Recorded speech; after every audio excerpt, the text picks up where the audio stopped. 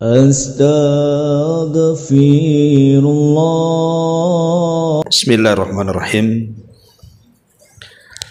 Assalamualaikum warahmatullahi wabarakatuh.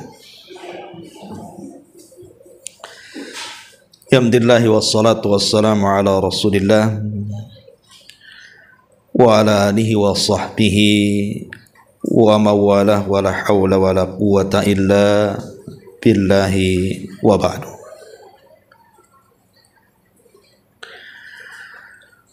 Alhamdulillah, segala puja dan puji hanya milik Allah Jalla fi'ula.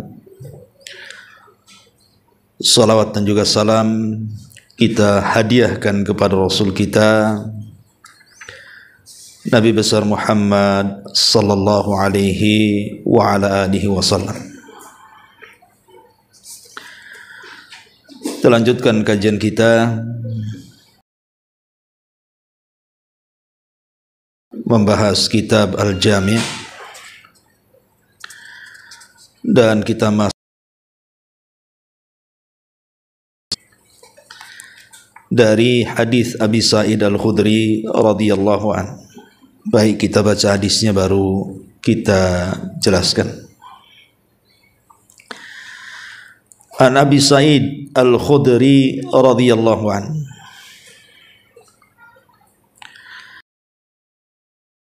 Qala Rasulullah sallallahu alaihi wasallam khaslatani la yajtami'ani fi mu'minin. Al-bukhlu wa su'ul khuluqi, akhrajahu at-Tirmidzi wa fi sanadihi dha'fun. Dari Abi Sa'id Al-Khudri radhiyallahu anhu, dia berkata, Nabi sallallahu alaihi wasallam bersabda, ada dua perangai yang tidak akan terkumpul pada diri seorang mukmin. Pertama sifat bakhil, dan yang kedua akhlak yang buruk. Hadis ini dikeluarkan oleh Imam At-Tirmidzi dengan sanad yang lemah. Ma'asyiral muslimat yang dimuliakan Allah Azza wa Jalla, meskipun hadis ini lemah, akan tetapi kedua sifat ini tetaplah tercela, tidak boleh dimiliki seorang mukmin. Pertama bakhil, dan yang kedua buruk akhlak. Ma'asyiral muslimat yang dimuliakan Allah Azza wa Jalla, kita akan bahas satu persatu dari dua akhlak ini. Pertama, bakhil. Seorang muslim tidak boleh bakhil dan harus memperingatkan orang lain agar tidak bersifat bakhil. Karena bakhil ini yang akan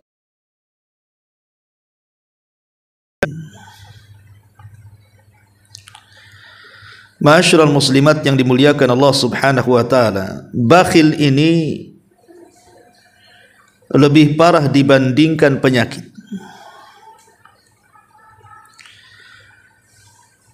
Karena nanti pada hari kiamat, orang-orang yang berpenyakit di dunia tidak akan ditanya pada hari kiamat. Tetapi orang yang bakhil di dunia akan mempertanggungjawabkan hukumannya pada hari kiamat. Walaupun di dunia nampaknya badan orang bakhil itu sehat, tidak terkena cacat dan penyakit, tapi penyakit ini lebih parah dibandingkan orang yang terkena penyakit badan. Walaupun nampaknya lemah, boleh jadi orang yang terkena penyakit badan itu terbaring, tidak bisa bergerak, ada kalanya harus diberi makan minum oleh orang lain, bahkan sampai ke tingkat koma. tetapi itu hanya sebatas duniawi saja. Penyakit itu akan berakhir mungkin dengan kesembuhan atau dengan kematian. Tetapi bakhil ini tidak. Penyakit ini akan dibawa sampai ke akhirat. Makanya Allah Subhanahu wa taala mengatakan dalam surah Al-Imran ayat 180, "Wala yahsabannal ladzina yabkhaluna bima atahumullahu min fadli huwa khairal lahum bal huwa syarrul lahum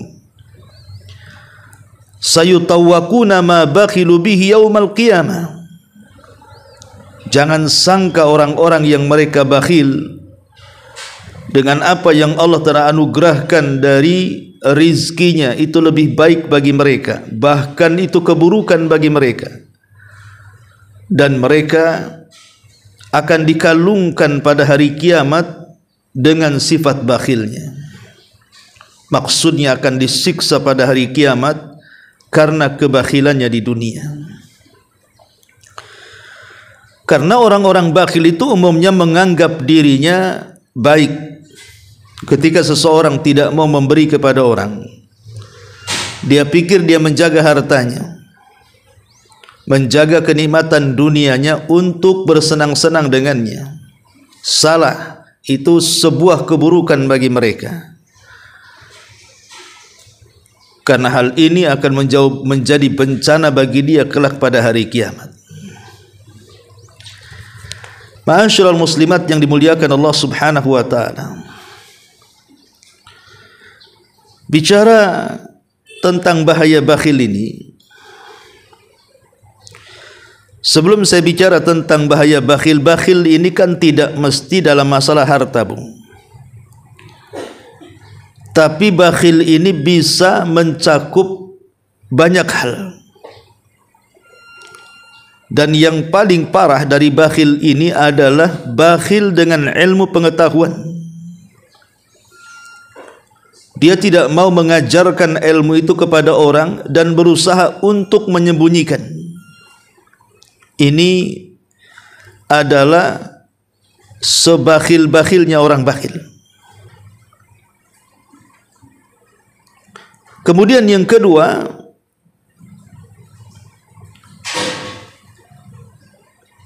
bakhil untuk memuji Allah Subhanahu wa taala. Tidak pernah menyebutkan nama-nama Allah yang baik, berdoa dengan nama-nama Allah Subhanahu wa taala, maka ini termasuk bakhil. Tidak mau memuji Allah Subhanahu wa taala, dan ini bahaya. Kemudian yang ketiga, bakhil untuk tidak mengucapkan salawat kepada Nabi. Sampai-sampai Nabi SAW mengatakan, al-bakhilu alladhi man dzukirtu indahu falam yusalli alayya.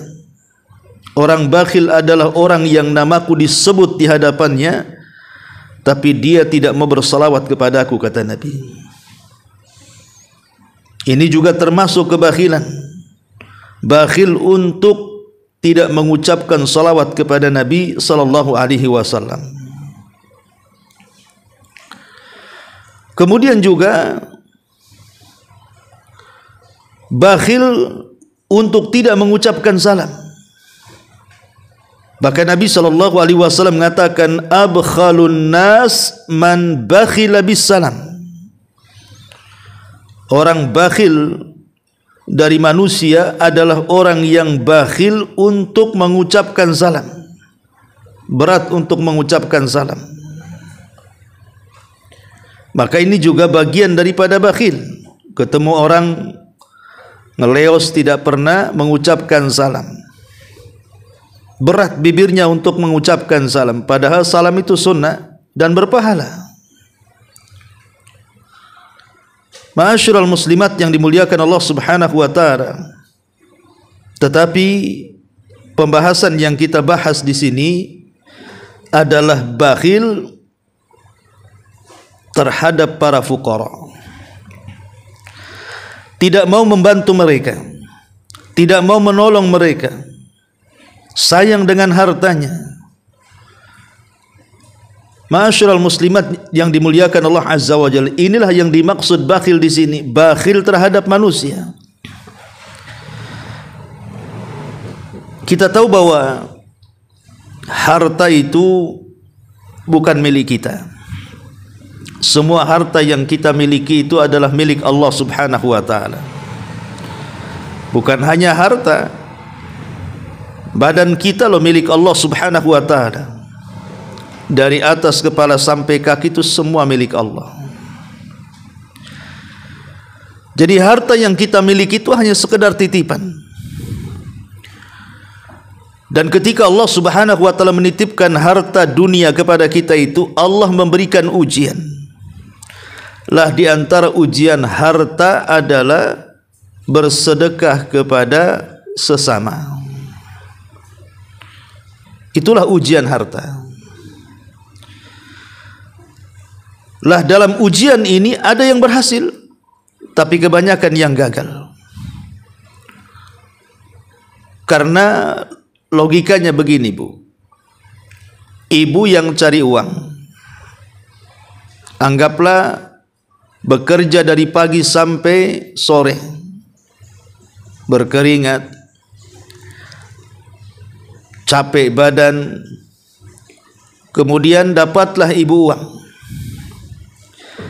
Tiba-tiba uang itu yang susah payah kita dapatkan dengan tenaga kita dan waktu kita, disuruh disisihkan sebagiannya atau sedikit dari harta itu, diberikan kepada orang yang sama sekali tidak membantu pekerjaan kita. Orang lain yang tidak ada sumbangsi sama sekali dengan pekerjaan kita, menolong pun tidak, memberi modal pun tidak. Tiba-tiba kita suruh keluar uang untuk mereka, bersedekah kepada orang yang tidak ada kait mengait dengan kita. Disitulah ujiannya. Sehingga banyak orang yang berat mengeluarkannya. Buat apa saya keluarkan ngasih uang sama dia? Dia jangan nolong saya. Uang ini saya hasilkan dari hasil keringat saya. Dia tidak pernah nanam modal sama saya. Bahkan saya pun tidak pernah mengenal. Muncullah sifat bakhil tadi. Tetapi lawan daripada bakhil adalah karim, dermawan. Dia tahu bahwa mereka punya hak walaupun mereka tidak ikut menyumbang dengan tenaga, modal dan waktunya. Tetapi karena harta ini harta Allah dan Allah menguji dengan harta itu untuk membantu sesama, maka dia pun mengeluarkannya sebagai kewajiban dia dengan harta. Makanya Allah Subhanahu wa taala menghadiahi di balik ujian ini dengan menambahkan hartanya. Nabi SAW mengatakan, "Ma naqasa min mali sadaqah." Tidak mungkin berkurang harta yang disedekahkan itu. Itu sebagai balasan orang ini lulus ujian. Maka Allah Subhanahu wa taala kasih hadiah dengan melipat gandakan hartanya. Tapi si bakhil tidak. Justru dia tidak sadar hartanya sedang dihancurkan Allah Subhanahu wa taala. Bahkan Allah mengutus malaikat setiap pagi berdoa kepada Allah Azza wa Jalla, "Ya Allah, hancurkan orang-orang yang menahan hartanya dan tidak mau bersedekah kepada sesamanya." Jadi sifat bakhil ini sangat membahayakan dan tidak pantas dimiliki seorang muslim. Di antara perkataan para ulama salaf tentang masalah ini, berkata Bishr ibn al-Haris, "An-nadharu ilal bakhili yuqassil quluba." Memandang orang bakhil itu bisa mengeraskan hati. Makanya ibu kalau punya kawan bakhil, jangan dikawani, dipandang pun jangan. Itu bisa mengeraskan hati, nanti ketularan penyakitnya. Kemudian juga Abdullah ibn Amr radhiyallahu anhu mengatakan, asyukhu ashaddu minal bukhli lianna syahiha huwa alladhi yasuhu ala ma fi yadi ghairihi hatta ya'khudahu wa yashihu bima fi yadihi fayuhibbuhu wal bakhilu huwa alladhi yabkhulu bima fi yadihi. Bakhil itu kata beliau ada dua tingkatan. Ada yang disebut dengan asyuh dan ada yang disebut dengan al-bukhl. Lah asyuh itu tingkatan bakhil paling tinggi, Bu. Apa bedanya asyuh dengan al-bukhlu? Kalau asyuh itu dia pelit dengan hartanya dan dia menghendaki orang lain atau menghendaki harta orang lain berpindah kepada dia. Dia sudah pelit, dia menghendaki harta orang. Itu namanya asyuh. Ini tingkatan bakhil paling tinggi. Sudah tidak mau ngasih, tapi harta orang pengen diambil. Sementara al-bakhil ini hanya sekedar menahan hartanya saja, supaya jangan berpindah kepada orang. Dan dua-duanya sangat tercela. Makanya Muhammad ibn Munkadir mengatakan, kana yuqalu idza arada Allahu biqaumin syarran ammarahu Allahu alaihim syirarahum wa ja'ala arzaqahum bi aidi bukhalaihim. Apabila Allah hendak meletakkan keburukan kepada sebuah kaum, maka Allah akan pilih di antara mereka para pemimpin-pemimpin jelek, dan Allah jadikan rizki-rizki mereka di tangan orang-orang bakhil.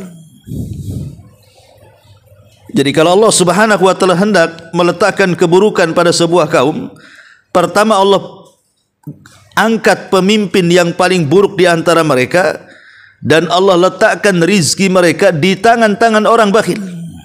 Lihat bagaimana Muhammad ibn Munkadir menggambarkan bahwa kebakhilan ini tanda keburukan sebuah umat, tanda keburukan sebuah kaum ketika merebaknya kebakhilan.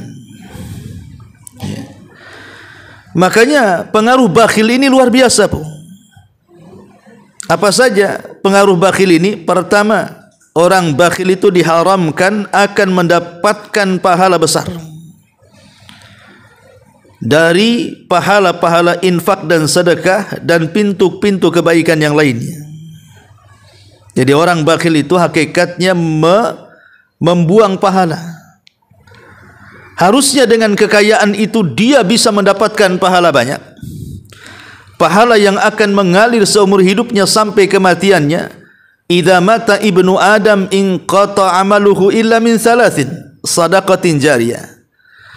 Apabila anak Adam meninggal dunia, maka tidak ada yang dibawa ke dalam kuburnya kecuali sedekah yang mengalir. Orang bakhil tidak akan memiliki pahala ini.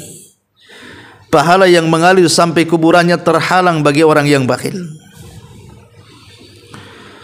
Yang kedua, pengaruh buruk bakhil itu menunjukkan lemahnya iman dan buruk sangkanya dia kepada Allah Azza wa Jalla.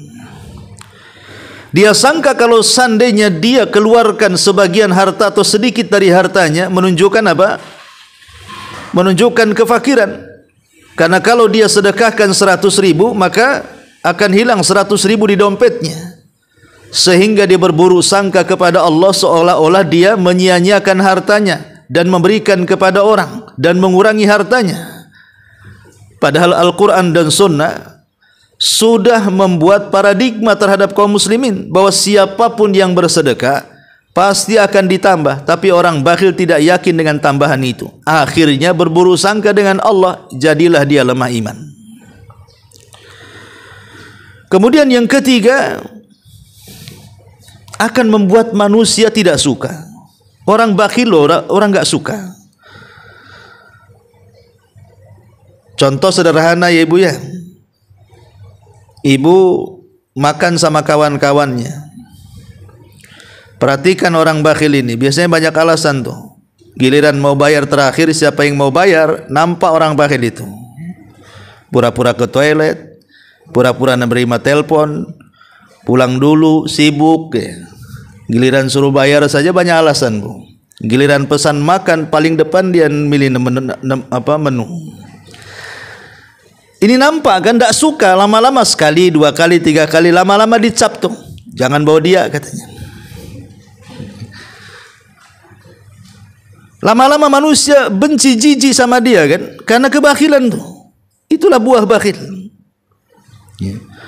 Kemudian yang keempat, lebih daripada itu, rizki akan diharamkan kepada dia.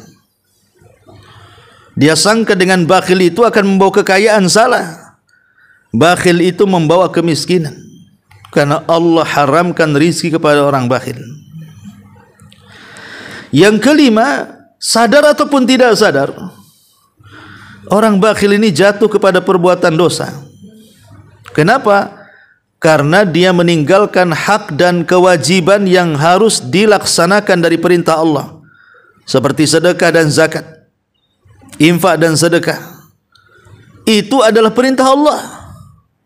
Tapi orang bakhil ini tidak mau. Jangankan lagi yang sunnah, yang wajib saja tidak mau. Makanya dia telah melakukan perbuatan dosa. Ma'asyiral muslimat yang dimuliakan Allah Azza wa Jalla, bahkan yang lebih parah, kalau orang sudah bakhil, biasanya kebakhilan ini bukan hanya tidak memberi kepada orang, bahkan ada orang yang sampai bakhil kepada dirinya sendiri. Uangnya banyak sebenarnya, untuk membeli pakaian sendiri seolah-olah tidak sanggup. Untuk makan enak saja seolah-olah tidak sanggup, padahal uangnya banyak. Itulah orang bakhil, terkadang menyiksa dirinya. Dia tidak pernah menikmati kehidupan dunia, padahal dunia di tangan dia. Itulah si bakhil, mengharamkan kenikmatan untuk dirinya sendiri dan juga orang lain. Dan tentunya orang bakhil ini terkadang memancing orang untuk berbuat jahat kepadanya. Entah ingin merampoknya, entah ingin mencurinya, dan menimbulkan kebencian seorang muslim kepadanya. Bahkan bisa saja kemudian menyingkap aibnya. Orang bakhil ini awalnya tidak akan tersingkap aibnya, tapi dengan kebakhilannya maka manusia akan membicarakannya. Lama-lama akan tersingkap aibnya, Bu. Hati-hati, kebakhilan ini bisa menyingkap aib. Ma'asyiral muslimat yang dimuliakan Allah Azza wa Jalla, dan perlu diketahui bahwa bakhil ini sifatnya orang-orang munafik. Sifat orang munafik adalah kebakhilan. Makanya Al-Qurtubi ketika memberikan catatan kepada Al-Ahzab, surah Al-Ahzab 19, beliau mengatakan, innallaha wasafa hulaikal munafiqina bil jubni wal bukhli. Kata beliau, Allah Subhanahu wa taala telah mensifati mereka, kata At-Tabari, At-Tabari mengatakan, sungguhnya Allah telah mensifati mereka, maksudnya orang-orang munafik, dengan sifat takut dan juga bakhil. Dan bakhil ini tidak ada kebaikan bagi dirinya dan orang lain.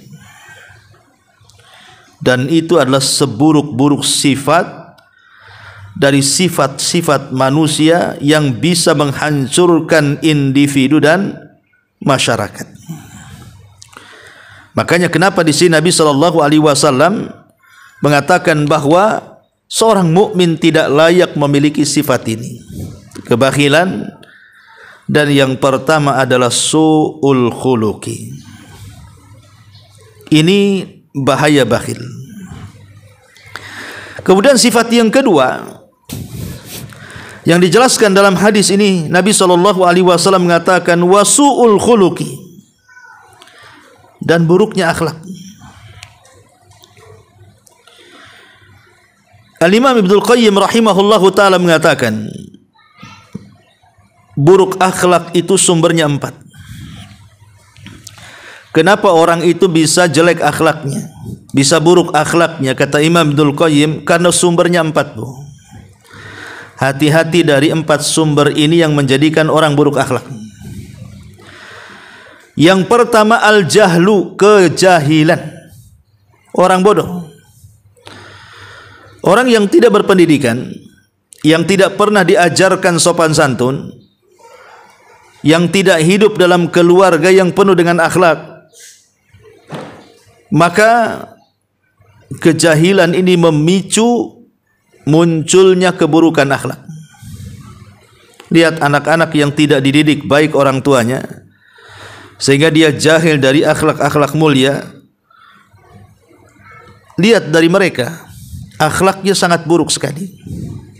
Menentang orang tua, bermusuhan dengan saudara, tidak punya akhlak, ngomong pun asal ngomong. Maka jahil ini adalah sumber buruknya akhlak. Yang kedua, az-zulmu, kezaliman. Orang kalau sudah berbuat zalim, maka tidak akan punya akhlak.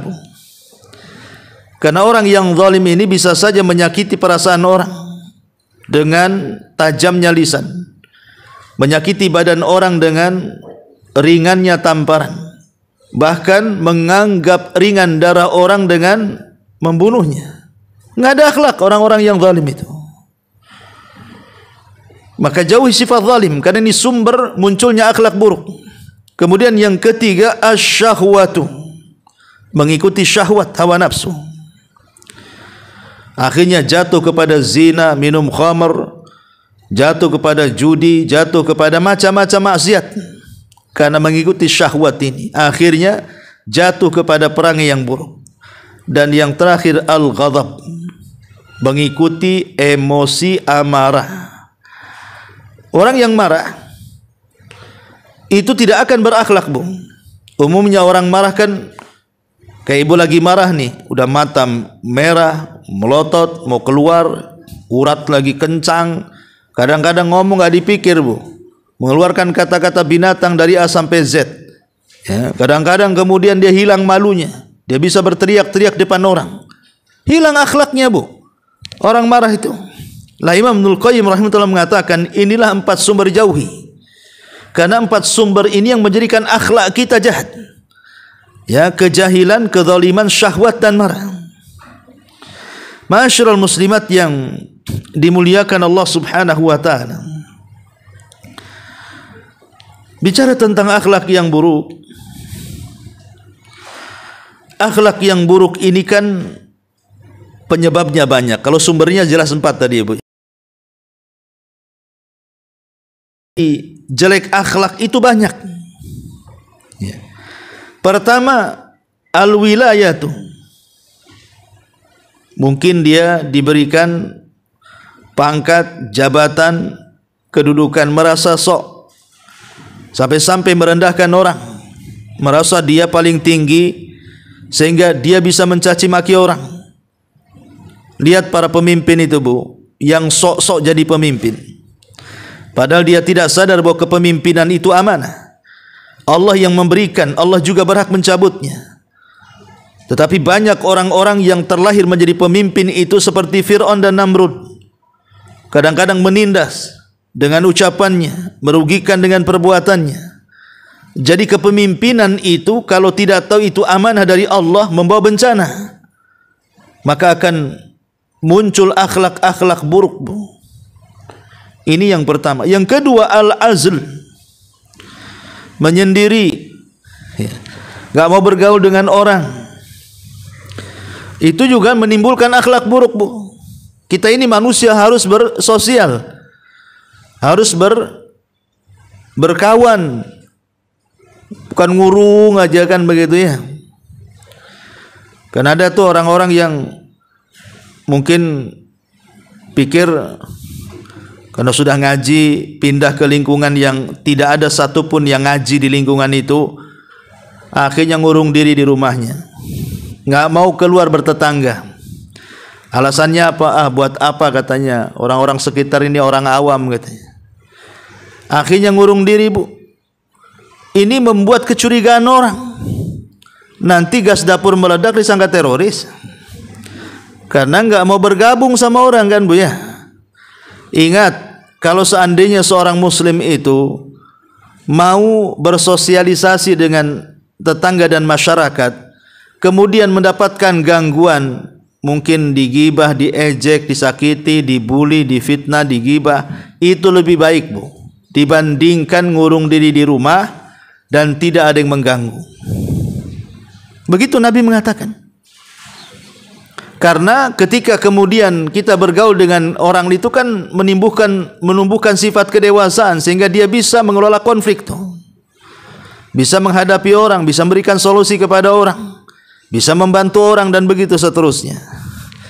Yang ketiga, al-ghina, kekayaan. Kekayaan ini bisa merubah orang. Ada orang ketika miskin baik sekali, ketika jadi kaya jahat sekali. Jadi kaya ini bisa menimbulkan akhlak yang buruk, bisa merubah orang baik jadi orang jahat. Makanya kekayaan itu adalah rahasia bejatnya orang. Kemudian yang keempat, al-faqr. Bukan hanya kekayaan tetapi kemiskinan juga sama. Betapa banyak orang-orang yang mencari sesuap nasi karena kelaparan, akhirnya jadi pencuri, jadi penjamret, perampok. Ya, karena ingin makan, sementara tidak ada yang dimakan, terpaksa dia melakukan hal-hal yang seperti itu kan. Jadi kemiskinan juga bisa menimbulkan akhlak buruk. Ya. Ataupun yang kelima, al-humum, stres. Banyak masalah, ya. Banyaknya masalah, banyaknya problem, akhirnya kemudian stres. Stres ini juga bisa menjadikan munculnya akhlak buruk. Akhirnya orang yang tidak salah dilampiaskan ke dia. Contohlah, ibu ada masalah dengan suaminya. Ketika ketemu kawan, malah ibu marah sama kawannya. Padahal nggak bersalah si kawan itu. Itu kebawa emosi dalam rumah, dibawa keluar rumah, Bu. Orang lain yang tidak salah ibu amuk, padahal ibu lagi masalah dengan suami itu. Ya. Makanya kalau ada ibu-ibu marah, itu lagi masalah sama suaminya itu. Atau mungkin dia salah obat itu. Ya. Jadi perkara-perkara seperti ini, stres ini, biasanya muncul akhlak buruk, Bu. Makanya hindarkan, jangan stres supaya tidak gila. Ya. Kemudian yang keenam, orang sakit. Orang sakit itu akhlaknya bisa berubah, Bu. Mungkin ketika ibu sehat bisa lembut, tapi ketika ibu sakit, ibu bisa muring-muring, Bu. Ya. Kadang-kadang sama anak yang tadinya lembut, gara-gara kesalahan sedikit, ibu bisa marah. Mungkin telat ngasih minum, ngasih makan, ngasih obat, ngasih apa gitu ya. Bisa marah, Bu. Ya, makanya sakit itu juga salah satu penyebab akhlaknya buruk. Makanya pandai-pandailah mengelola akhlak ketika sakit. Ya. Kemudian juga yang nomor 7, uluwusin, orang yang sudah tua. Makanya saya sering katakan merawat anak bayi dengan merawat orang tua walaupun sama-sama tidak berakal, Bu, masih senang merawat bayi, Bu. Bayi ada lucu-lucunya kan, Bu ya? Ya. Kalau orang tua tak ada lucu-lucunya tuh. Kalau sudah buat jengkel itu doanya udah jelek aja, kapan mati katanya. Ya. Jadi kadang-kadang orang tua ini, ketuaan itu bisa merubah akhlak. Kemudian juga yang bisa merubah akhlak juga kata para ulama adalah kawan. Salah pilih kawan. Ya. Kalau salah pilih kawan, yang tadinya orang baik bisa jahat, Bu. Makanya kenapa Nabi SAW sampai mengatakan bahwa agama seseorang itu digantungkan kepada kawannya. Kalau kawannya orang baik, maka bisa merubah akhlak yang buruk menjadi baik. Tapi kalau kawannya jahat, yang tadinya orang baik bisa ikut jahat. Makanya inilah di antara 8 perkara yang kata para ulama menyebabkan sebab-sebab munculnya akhlak buruk. Dan Imam Al-Ghazali rahimahullahu ta'ala mengatakan, al-akhlaqus sayyi'atu hiya sumumul qatilatu. Akhlak yang buruk adalah racun yang membunuh. Akhlak yang buruk adalah racun yang bisa membunuh. Dan dia juga mengatakan, al-akhlaqul khabithatu amradul qulubi wa asqamun nufusi. Akhlak yang buruk adalah penyakit-penyakit hati dan penyakit-penyakit jiwa. Jadi akhlak yang buruk lebih parah dibandingkan orang gila, Bu. Kalau orang gila sudah karuan gila, tapi ini orang waras jadi gila. Nah, itu disebabkan oleh akhlak yang buruk. Dan juga beliau juga mengatakan, inna husnal khuluqi wal iman wa su'al khuluqi wan nifaq. Akhlak baik itu bagian daripada iman, tetapi akhlak buruk itu bagian daripada sifat munafik. Karena akhlak buruk itu mengundang kemurkaan Allah. Sampai-sampai Rasul mengatakan, wa inna abghadakum ilayya wa ab'adukum minni fil akhirati aswa'ukum akhlaqa. Sesungguhnya manusia yang paling dibenci Allah dan yang benci dan yang paling jauh tempat dudukku di neraka di akhirat adalah yang paling buruk akhlaknya. Lihat, Nabi SAW sampai jijik melihat orang yang akhlak buruk, tidak mau dekat-dekat nanti pada hari kiamat. Bahkan sorga pun tidak akan menerima orang-orang yang berakhlak buruk ini. Ma'asyiral muslimat yang dimuliakan Allah Azza wa Jalla, sampai-sampai ulama salaf yang bernama Abu Hazim Salamah ibn Dinar rahimahullahu ta'ala mengatakan, as-sayyi'ul khuluq ashqan nas bihi nafsahu allati baina jambaihi. Bahwa buruk akhlak itu adalah seburuk-buruk manusia.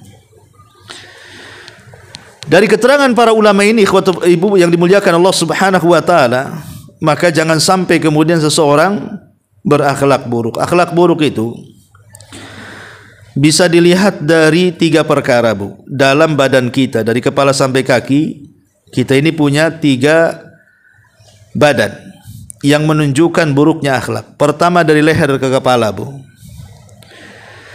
Kalau bicara mata mau keluar, merah, melotot gitu ya. Lisan yang tidak ada senyum, kemudian berkata-kata kotor. Kemudian hidung asal mencium dan telinga asal dengar. Maka kepala kita tidak punya akhlak, Bu. Ataupun di dalam isi kepala pikiran-pikiran kotor, maka kepala kita tidak berakhlak. Kemudian yang kedua, kedua tangan. Kalau kita bakhil untuk menolong orang, tidak ringan tangan bahasanya ya, berat tangan gitu. Tidak mau menolong orang, tidak mau mengantarkan orang, tidak mau ya mengangkat barang orang, pokoknya yang sifat-sifatnya menolong orang, mencari pahala dengan amal saleh. Maka tangan kita tidak berakhlak. Kemudian dari kepala sampai kaki, kalau kita bicara kemudian tidak menghadap kepada lawan bicara kita, malah kita memunggungi dia sambil bicara atau melambungi dia saat bicara gitu ya, maka dua-duanya tidak berakhlak. Mau memunggungi orang yang ngadap ke sana, yang diajak bicara ngadap ke sini, atau mungkin menyamping gitu ya, maka tidak punya akhlak. Hargai, walaupun yang diajak bicara itu mungkin lebih rendah kedudukannya, lebih miskin dari kekayaan kita, mungkin dia orang biasa, tetapi Islam itu tidak membeda-bedakan orang. Ya kalau ngomong hadap-hadapan badan. Lah inilah, kalau seandainya kita memiliki 3 perkara dalam badan ini, maka kita dinyatakan buruk akhlaknya. Maka jaga 3 badan ini, leher ke atas, kedua tangan, dan kepala sampai kaki. Mat santun, mata sayu, tidak pernah melotot, tenang, pikirannya tidak ada yang negatif gitu ya, tidak asal dengar, tidak asal cium, tangannya ringan tangan, badannya pun menghargai orang, maka dia dikatakan baik akhlaknya. Ini di antara orang mukmin. Baik, sampai di sini. Silakan kalau ada yang mau bertanya sebelum saya tutup.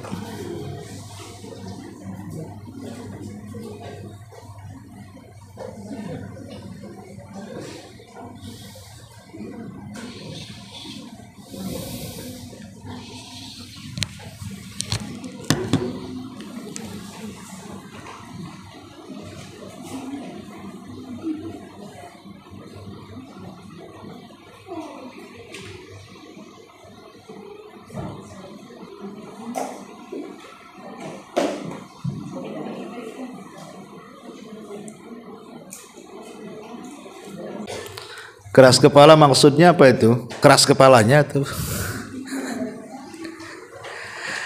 Iya, itu sebenarnya keras kepalanya keras. Tidak ada masalah. Ketika hati keras maka kepala juga keras. Bagaimana cara melembutkan hati?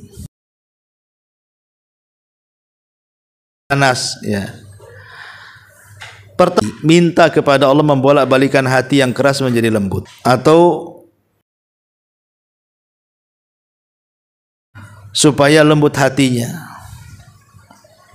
Lihat orang-orang miskin, lihat orang-orang susah gitu ya.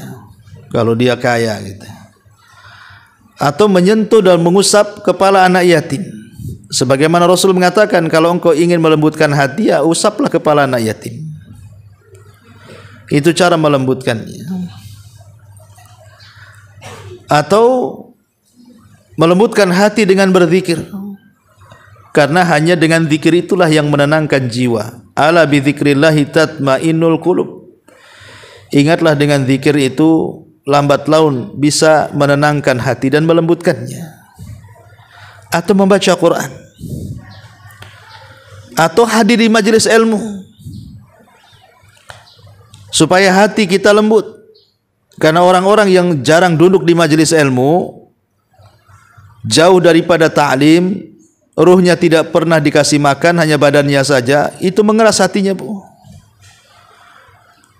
Ya.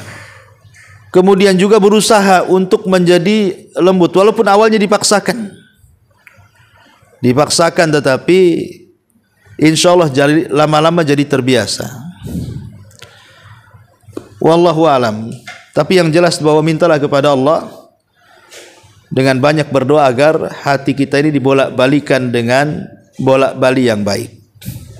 Bukan dari lembut ke keras, tapi dari keras ke lembut.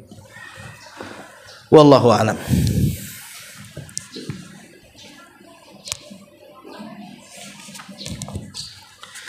Baik, sampai di sini. Subhanakallah bihamdika asyhadu an la ilaha illa anta astaghfiruka wa atubu ilaik. Allahu ta'ala alam.